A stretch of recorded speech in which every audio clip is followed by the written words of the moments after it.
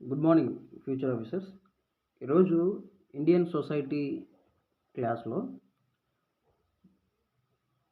భారతదేశ లేదా భారతీయ సామాజిక నిర్మితి గురించి ఈ క్లాస్లో మనం మాట్లాడుకుందాం. అంటే గత క్లాస్లో సోషియాలజీ అంటే ఏంటో మాట్లాడుకున్నాం. ఆ పదాన్ని మొదటిసారిగా ఎవరు ఉపయోగించారన్నది మాట్లాడుకున్నాం.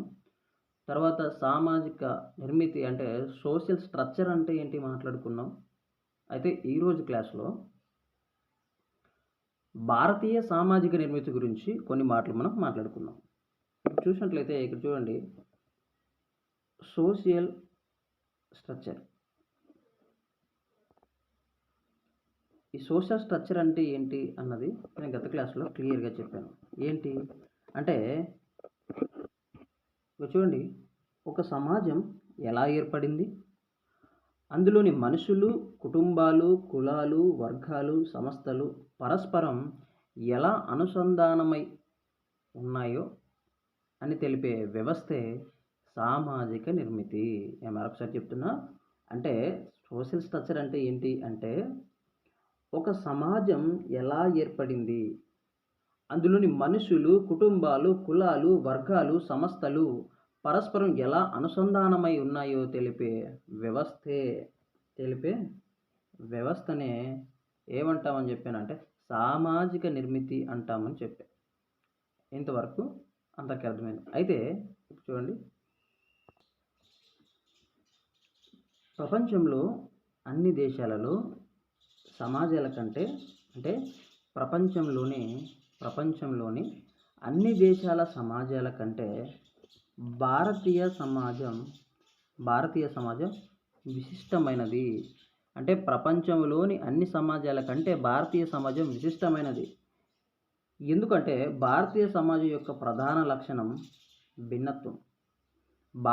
భారతదేశం యొక్క ప్రధాన లక్షణం ఏంటి అంటే భారత సమాజంలో ఉన్నటువంటి ఎందుకు స్పెషాలిటీ అంటే ప్రపంచంలో ఉన్నటువంటి అన్ని దేశాల్లో ఉన్నటువంటి సమాజం కంటే భారతదేశంలో ఉన్నటువంటి భారతీయ సమాజం ఎందుకు ప్రత్యేకత అంటే ఎందుకు ఈ ప్రత్యేక గుర్తింపు అంటే భిన్నత్వం, మరి ఈ భిన్నత్వంలోనే ఏకత్వం. ఈ భిన్నత్వంలోనే ఏకత్వం, అందుకు వీటికి ఇంత ప్రత్యేకత. ఈ లక్షణమే భారతదేశం నందు ఒక ప్రత్యేక స్థానాన్ని నిలబెట్టింది. ఏంటి ఆ లక్షణం అంటే ఈ లక్షణం అనమాట. భిన్నత్వంలో ఏకత్వమే భారతదేశంలో ఒక ప్రత్యేక స్థానాన్ని నిలబెట్టింది. అయితే కొన్ని విషయాలు చూడండి, చారిత్రక నేపథ్యంలో అలాగే వేల సంవత్సరాలకి పై పౌరాణిక శాస్త్రాలు కలవు. అంటే చరిత్ర నేపథ్యంలో కూడా కొన్ని వేల సంవత్సరాల నుంచి వీటి గురించి చెప్తున్నాయి. అయితే ప్రపంచ చరిత్ర ఆధారంగా చేసుకుంటే ఇక్కడ చూడండి,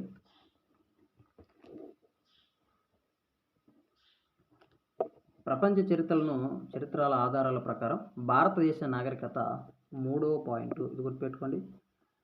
ప్రపంచ దేశ నాగరికతల ఆధారంగా ప్రపంచ నాగరికతల ఆధారంగా భారతదేశం యొక్క నాగరికత ఎన్నవది అంటే 3వది. ఈ పాయింట్ మీరు గుర్తుపెట్టుకోండి, very very important.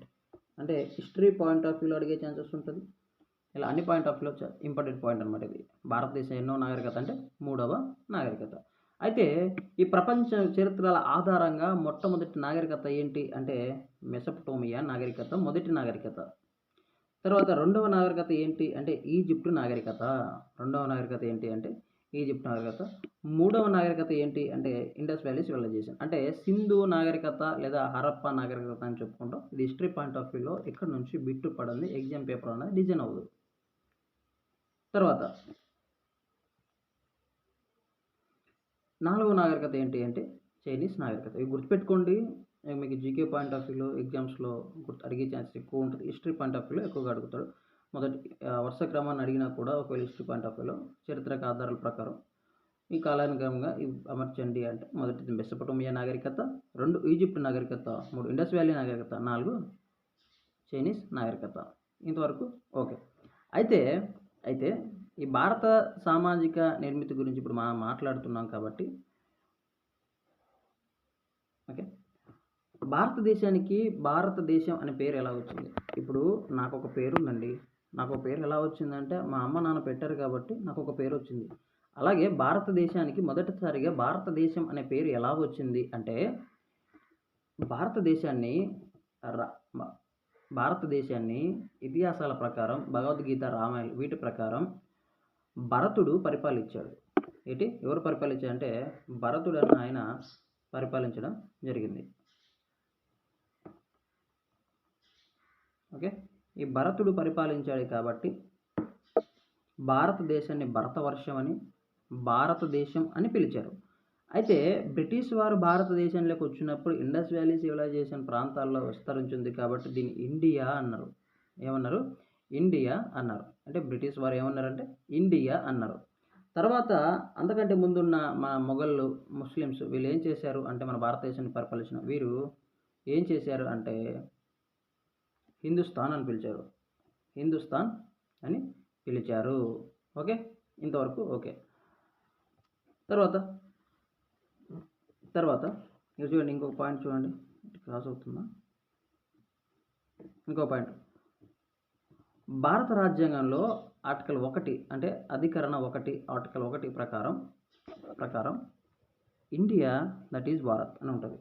India that is Bharat, India that is Bharat అని ఉంటుంది. సో మొత్తానికి ఆ భారతదేశ యొక్క సామాజిక నిర్మితిలో భారతదేశం అనే పేరుకు సంబంధించిన వివరాల గురించి ఇప్పుడు మనం క్లియర్గా మాట్లాడుకున్నాం.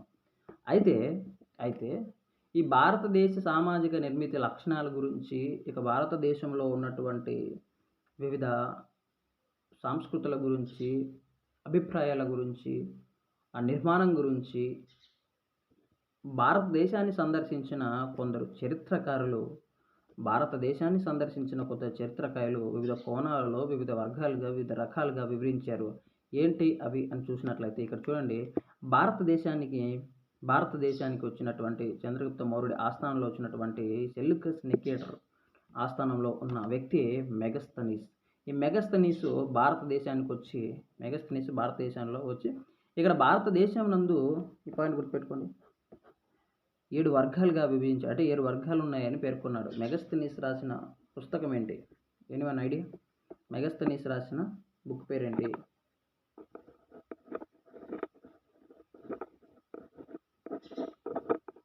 ఇండికా అనే బుక్ రాస్తారు, ఇది అందరికీ తెలిసిందే. అయితే ఇక్కడ పోర్చుగీస్ దేశానికి చెందినటువంటి డూర్బే బర్బోసా, ఈయన భారతదేశ సమాజపు సాంస్కృతిక లక్షణాలపై అధ్యయనం చేశాడు. ఈ పాయింట్ గుర్తుపెట్టుకోండి. ఈయన ఏదేనిపై అంటే పోర్చుగీస్ దేశానికి చెందినటువంటి డూర్బే బర్బోసా అనే ఈయన భారతదేశపు సామాజిక